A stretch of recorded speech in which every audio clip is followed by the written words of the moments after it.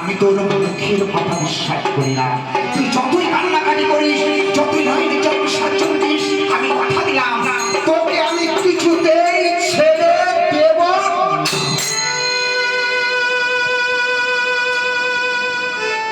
আর শালিবাকি কিছু করার হইল না। একদিকে প্রসব যন্ত্রণা, অন্যদিকে স্বামী হারানোর যন্ত্রণা। পুকুরে এত বলি সাহারি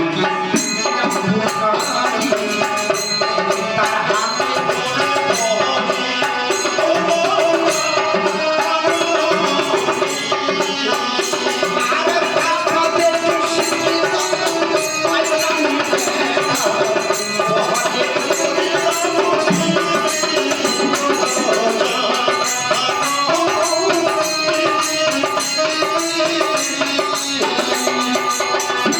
বলতে বলতে শাড়ি পাখি অকস্মাৎ সীতা দেবীর হাতে প্রাণ সাধ্য।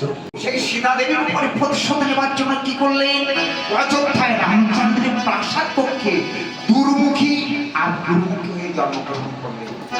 সেই সীতার উপরে প্রতিশোধ নেওয়ার জন্য দিবানিশি রামের কর্ণে ছলে বলে বলে কৌশলে তার কর্ণে কুমোটা দিয়ে জগৎরক্ষী সীতাকে নির্বাসনে পাঠাবে। এই হচ্ছে সীতার কর্মফল। অবস্থাপনি বললেন এই জগৎ সংসারে যে যেমন কর্ম করবে তার প্রতিফল তাকে পেতে হবে। এর জন্য তো তাই না এবং শত্রুদিকে জয় করে ঘুরে আসবে, তারপরে আমি যোগ্য পূর্ণ করব। মনির শিব তিথি নক্ষত্র বেদ বিচার বিবেচনা করে একটা জয়পত্র লিখবে। এই জয়পত্রখানা কেমন লেখা হয়েছে মায়েরা? এই জয়পত্রখানা এত সুন্দর ভাবে লেখা হয়েছে, লক্ষ্য করুন। অযোধ্যায় যজ্ঞ করে আমরা চতুর্দিকে যজ্ঞের অশোক করি প্রতিবার যজ্ঞ সেজে বাঁধতে যেয়ে না বাঁধতে থাকে হবে তার কাজ। সতী মায়ের পুত্র হলে অশ্বজে বাঁধি, অশ্বতীর পুত্র হলে অশ্ব বলছে মহারাজ, ও মহারাজ উত্তম হয়েছে মানিদন। রহস্য যেখানে যাবে যুদ্ধ ধরে বাড়ছ। আপনারা যখন বেদ বিচার করে তিথি নক্ষত্র বিচার করে জয়পত্র লিখেছেন, এই জয়পত্র অশ্বের সম্মুখে ঝুলিয়ে দিয়ে আমি দিগ্বিজয়ের জন্য পাঠিয়ে দিচ্ছি। রামচন্দ্র বলছে লক্ষ্মণ তোমাদেরকে এই মুহূর্তে চতুর্দিক জয় করে আসতে হবে।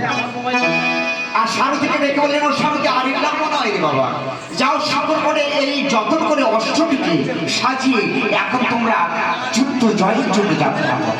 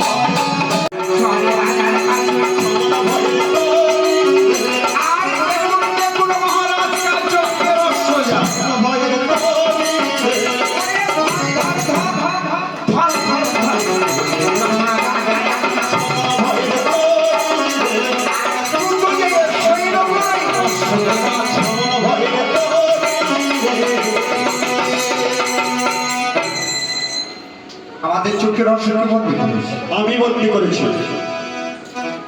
তা বেশ ভালো হয়েছে মহারাজ। তা আপনি দেখে শুনে অশ্বটি বন্দী করেছেন? বিনা অনুমতিতে আমার রাজ্যে প্রবেশ করে যখন দায়িত্ব বন্দী করেছি যুবরাজ। এটা হচ্ছে প্রভু রামচন্দ্রের চোখের রহস্য বাবা। এই অশ্বকে বন্দী করে তার সাথে যুদ্ধ করতে হয়।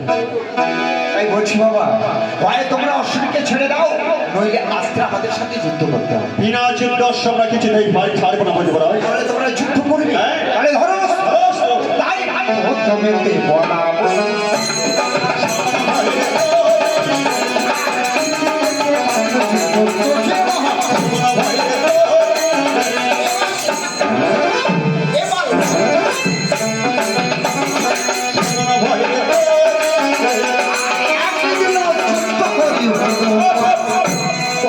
পরাজয় স্বীকার করছি গো যুবরাজ। মহারাজ সহজে পরাজয় স্বীকার করবে? পরাজয় স্বীকার করছি। তা মহারাজ আপনি যখন পরাজয় স্বীকার করেছেন তাহলে আপনার নামটা বলতে হবে। আমার নাম রাজা নীলধ্বজ। বেশ, তাহলে লিখে নিলাম রাজা নীলধ্বজ। আচ্ছা মহারাজ আপনার জাতিতে কি? জাতিতে আমরা কাঠুরিয়া যুবরাজ। ও, জাতিতে কাঠের। তাহলে কি আপনাদের কাঠের ব্যবসা রয়েছে? আমরা চন্দন কাঠের বাণিজ্য করে থাকি। তা মহারাজ আমার প্রভু রামচন্দ্রের যজ্ঞক্ষেত্রে যত চন্দন কাষ্ঠ লাগবে সেই যজ্ঞ আপনাকে দিতে হবে। পরাজয় যখন স্বীকার করেছি সমস্ত চন্দন কাষ্ঠ পাঠিয়ে দেবো যুবরাজ। তাহলে সবাইকে নিমন্ত্রণ রাখলাম। সৈন্যগণ, এবার আমরা উত্তর দেশে যাত্রা করব। তাই কথা হচ্ছে যজ্ঞের অর্থ।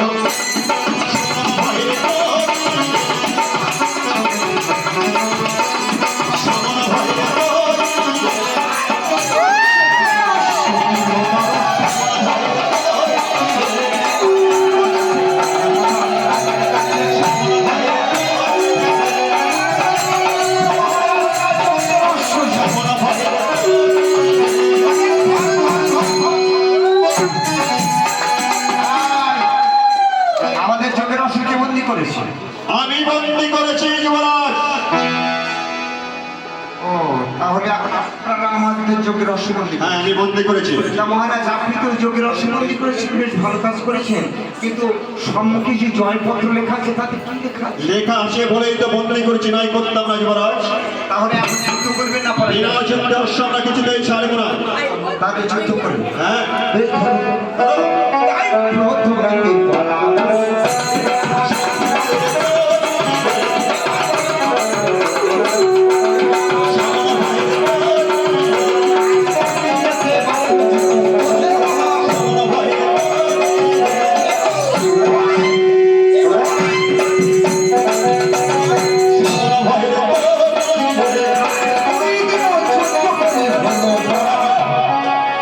পরাজয় স্বীকার করছি যুবরাজ। কেমন হয়েছে মহারাজ? পরাজয় স্বীকার করছি আমরা। তাহলে নামটা বলতে হবে। নামটা হচ্ছে রাজা কুশল। বেশ, তাহলে লিখে নিলাম রাজা কুশল। নামটা লেখো রাজা কুশল। আচ্ছা মহারাজ জাতিতে কি? বলছি যুবরাজ, ও জাতিতে জাতিতে হচ্ছে আমরা পাকা জাতি। বুঝে ভাই, বুঝতে ভাই, জাতিতে লেখো পাকা জাতি। কি হচ্ছে? হ্যাঁ, পাকা জাতি। বুঝছো ভাই, জাতিতে কেউ পাকা হয় না তো? আরে আমরা জাতিতে পাকা জাতি। আরে আমি তো বলছি জাতিতে পাকা হয়। আরে আমি বলছি, আরে আমি বলছি জাতিতে কেউ পাকা হয়। আমি বলছি জাতিতে পাকা জাতি। বুঝছে ভাই, আমাদের একটা কাজ করতে হবে। কি করতে হবে? আমার রথ উঠে এসেছি। হ্যাঁ, তা ওই যে আমাদের রথখানা পড়ে আছে না, তো ওই রথের চাকার সাথে এই বেটাকে একটু ভালো করে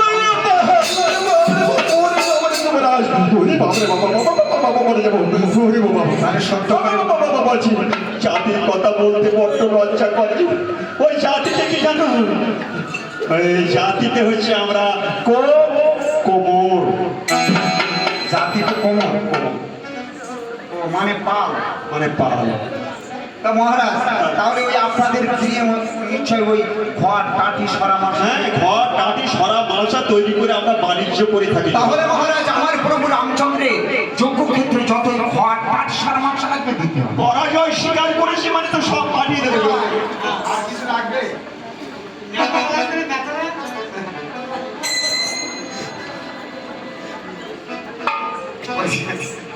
বলছি ভাই তাহলে ওই খড় টাটি সরা মাছ হলে সব সময় মতো পাঠিয়ে দেবো যুবরাজ।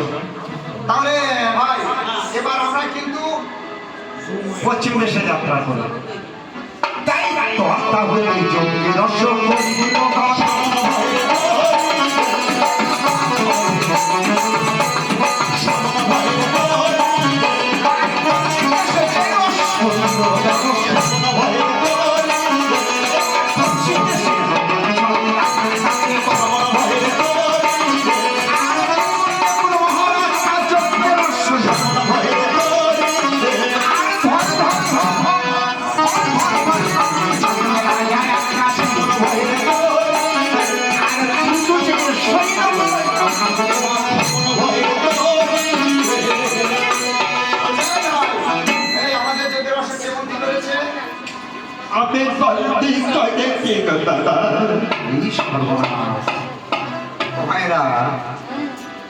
যেই না বাবা সেনা সৈন্যগণ হুঙ্কার দিচ্ছে, এমন সময় একটা বৃদ্ধ মানুষ এসে সম্মুখে দাঁড়িয়ে। যখন দেহের ভারে মাথা নিয়ে পড়েছি, চোখেও দেখতে পায় না, মাথার চুল পেকে আছে, আছে কাল ভাই বলছে আয় ভাই, বলছে আমাদের যোগের অসুখ কেমন করেছে। তা মহারাজ আপনি দেখতে পাচ্ছেন আমাদের এই যোগের অসুখ সম্মুখে জয়পত্র কিনে না। তা বেনামতি আমার রাজ্যে প্রবেশ করতো কেন? তাই তো বন্দিটা করেছি বাবা। তো মহারাজ আপনি তো একেবারে মানে ঘাটের মারা হয়ে গেছে, দেখতে পাচ্ছি মাথার চুল পেকে গেছে, চোখে আজকাল দেখতে পান না, দেহের ভারে মাথা নিয়ে পড়ছে, আর এই সময় এত বড় চোখের অসুখ করেছে।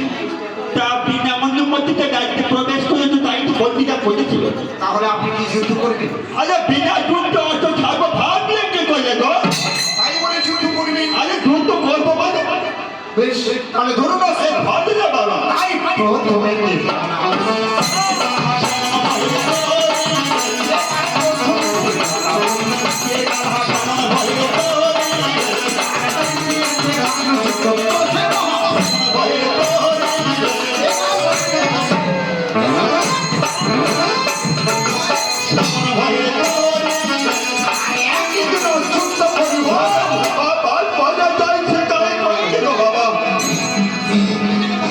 মহারাজ কেমন হয়েছে? বাবা তো দেখে গেছে গো। তাহলে মহারাজ পরাজয় যখন স্বীকার করেছেন তাহলে নামটা বলতে হবে। নাম বলবো তো দাদা, আমার নাম হচ্ছে রাজা সিংহ। রাজা সিংহ। সিংহ বলছি ভাই তাহলে লিখে নাও রাজা সিংহ। মহারাজ জাতিতে কি? জাতিতে জানো, জাতিতে হচ্ছে আমরা রাজা জাতি গো। জাতিতে লিখে নাও রাজা জাতি। লিখে নাও রাজা জাতি। রাজা জাতি। আরে জাতি জাতি বলে জাতি হয় না, তুমি লিখে নাও রাজা জাতি। এই জাতিতে সত্যি তো রাজা হয়। বলছে মহারাজ আরে মনে হয় জাতিতে কেউ রাজা হয়। আরে আমি বলছি তো বাবা, জাতিতে হচ্ছে রাজা জাতি গো। আরে আমি তো বলছি জাতিতে কেউ রাজা হয়। আমি বলছি জাতিতে আমি রাজা জাতি গো। বলছে ভাই মহা বিপদে পড়লাম, আমার মনে হয় সোজা কথা কাজ হবে। আরে সোজা মূলে ঘৃণা হলে কি করতে হয়? আঙুলটা বেঁকাতে হয়। বেঁকাতে হয়, মানে বেঁকাতে হবে। আমাদের যে রথখানা রয়েছে না, ওই রথের চাকা কেমন ভাবে ঘোরে? একটু জোরে তো বলছে হ্যাঁ ভাই, ওই ফন ফন করে রথের চাকা ঘোরার সাথে এই বৃদ্ধ পেটাকে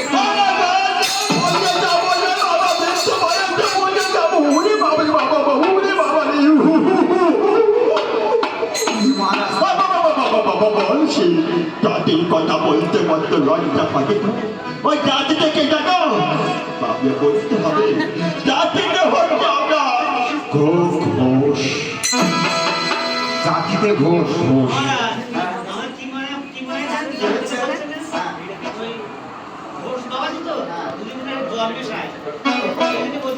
ঘোষ মহারাজ আপনার ফলের ব্যবসা আছে? আরে বাবা ওই তো বাড়িতে বলিব। বলছে আপনার গৃহে ওই দধি পাওয়া যাবে? যাবে গো। কি পাওয়া যাবে? আরে যাবে। দুধ পাওয়া যাবে? আরে যাবে। কতটা জল মিশাবে? যাবে গো। আরে কটা জল মিশাবেন? না না, জল দেবে থাকো কেন বাবা, ভুলই বলছো কেন গো? তা মহারাজ, তা যাই হোক মহারাজ, ওই আমার প্রভু রামচন্দ্রের যজ্ঞক্ষেত্রে যত অত্যধি তুত্ত ঘিত ছানা লাগবে সব দিবে। আরে বাবা দেবো মানে সব বাজিয়ে দেবো বাবা, কোনো চিন্তা করলে তয় নেই। বেশ, তাহলে মহারাজ হ্যাঁ। আজকে কিন্তু নিমন্ত্রণ রেখে দাও। এটা ভালো হয়ে যাবে। একেবারে সবান্ধবে। হ্যাঁ, বান্ধবী। তা বলছি মহারাজ, হ্যাঁ।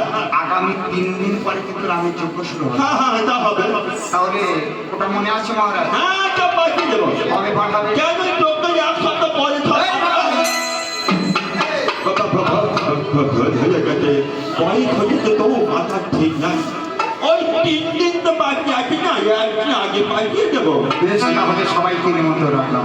সৈন্যগণ, এবার কিন্তু আমরা রথে দক্ষিণ দেশে যাত্রা করব।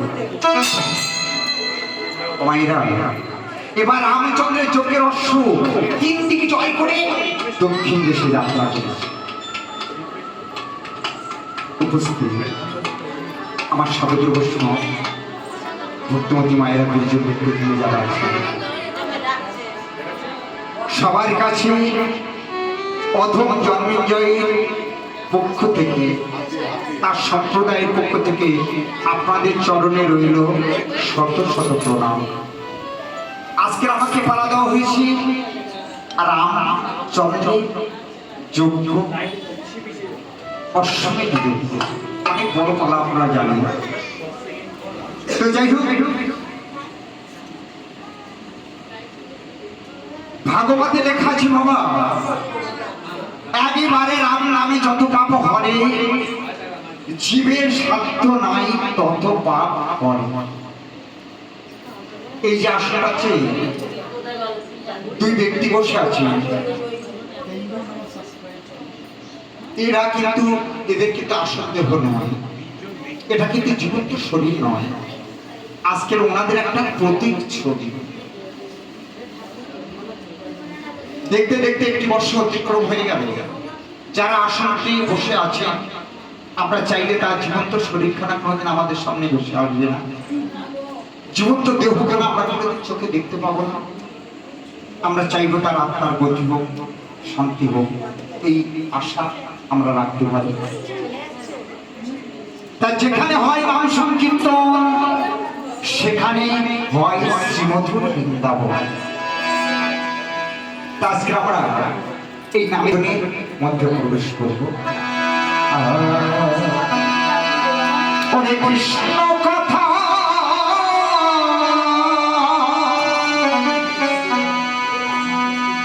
ভেবে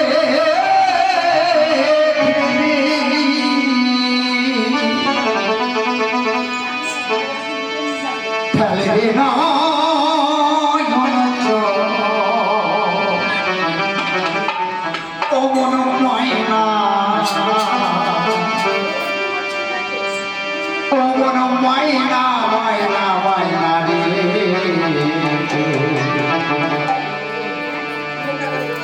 কৃষ্ণ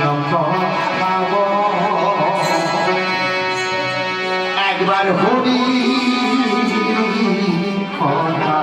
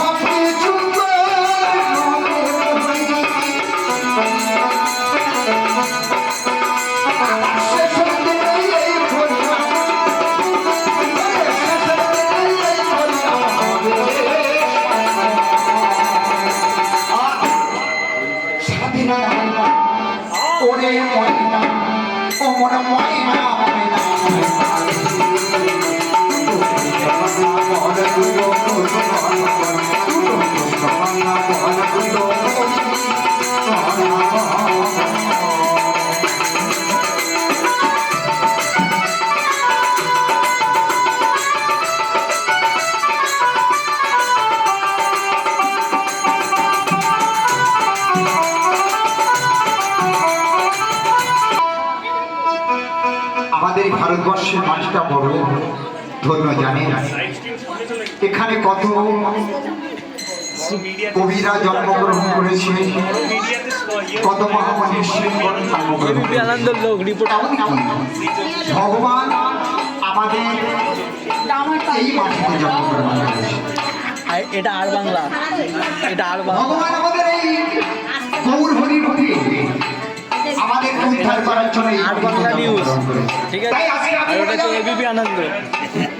ওরে জন্মেছিলাম এই মাটিতে,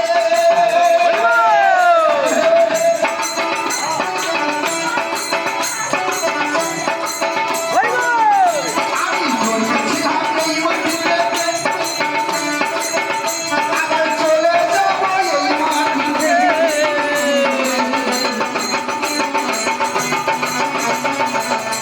আমি জন্মেছিলাম এই মাটিতে, আমি যাব চলে এই মাটিতে।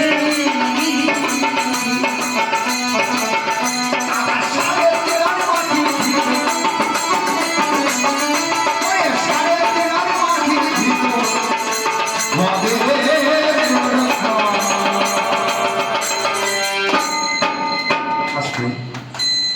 দেখবে আমাদের তো শ্মশানে আমাদেরকে দাহ করা হয়, আবার মুসলিম ভাইরা কি করে জানি,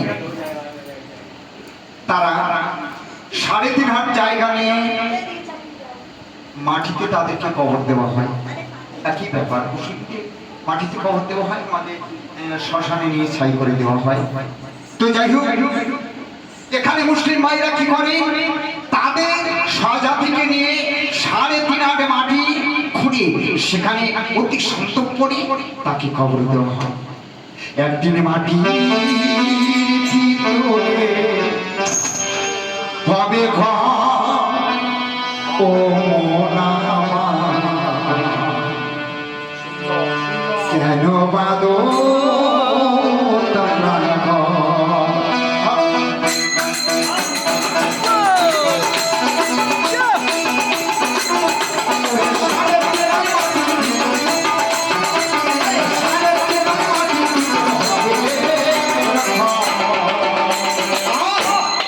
তোমরা সাদের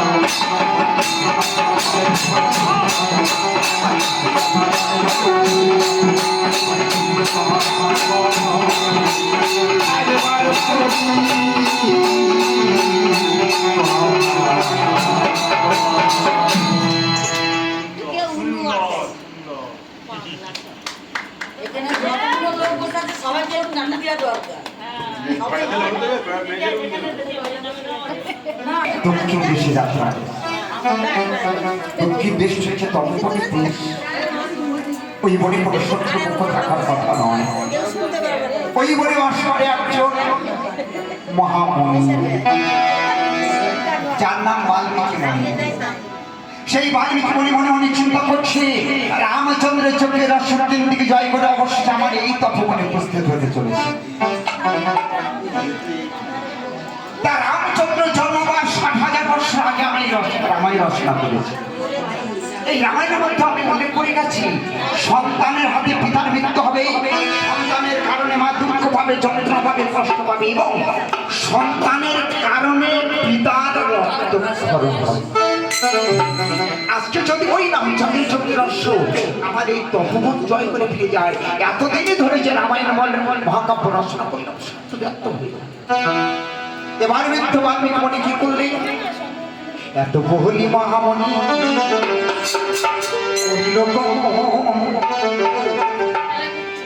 সীতা দেবী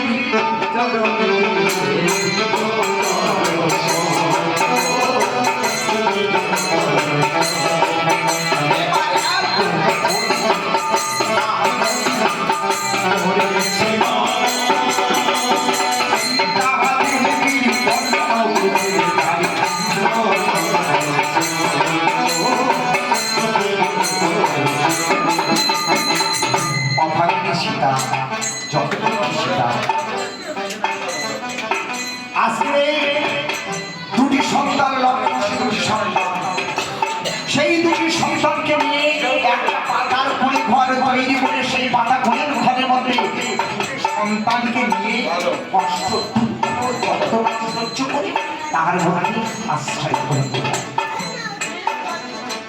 বৃদ্ধ বাল্মীকি কি বললেন, হাতে লাঠি নিয়ে চৈত্র মাসে দিন প্রখর রৌদ্রেতে পরিশ্রান্ত হয়ে ঠক ঠক ঠক ঠক করতে করতে ওই সন্তানের পণ্য করতে তার এসে বসে।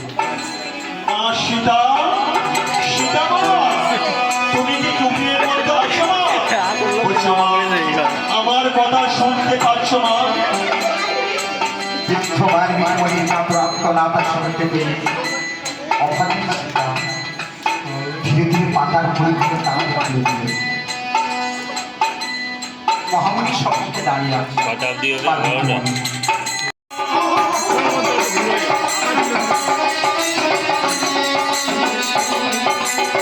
সীতা দেবী বলছে, শোন, তোরা বনের পাখি না, বৃক্ষের ডালে বসে বসে রামের নাম করিস, পরিণাম করিস, তোদের চিনতে আমার বাকি নাই দেব। আমাকে এমনি করে মায়ের মুক্ত করে নয় জলের সার্জন দিয়ে ছলের উপরে কলে কৌশলে চলে যাবে, আমাকে ধরতে পারবে।